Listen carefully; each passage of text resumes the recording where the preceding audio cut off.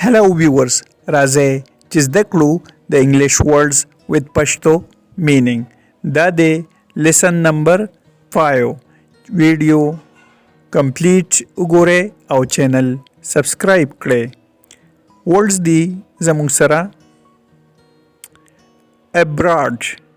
abroad معنی ده بهر، یعنی د ملک یا د وطن نه بهر abroad.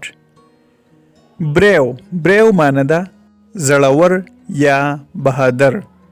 fight means جګړه. fight.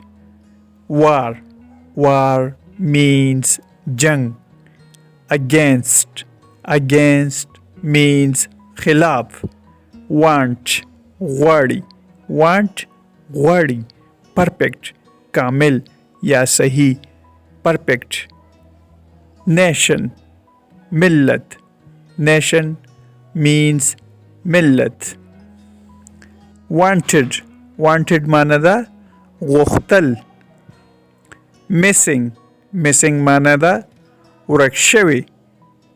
pound معنی ده وموندل. entrance معنی ده ننوتل.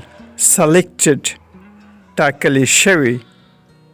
perhaps معنی ده شاید کیدیش. perform means ترسره کول.